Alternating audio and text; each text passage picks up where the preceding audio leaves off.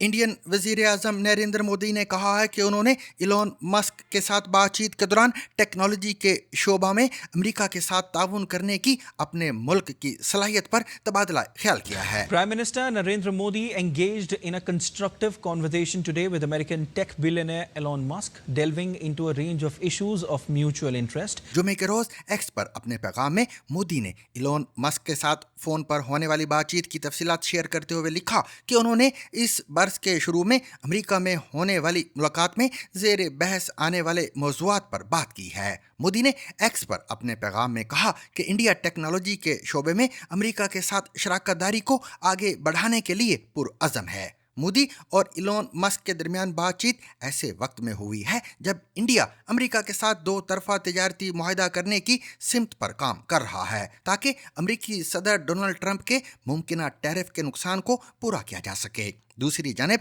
America के नायब सदर जेडी वेंस 21 अप्रैल को 4 रोज़ा दौरे पर इंडिया पहुंच रहे हैं, जिसमें दोनों मुल्कों के दरमियान मुआशी, तिजारती और जियोपॉलिटिकल मामलात पर मुज़ाकरात होंगे।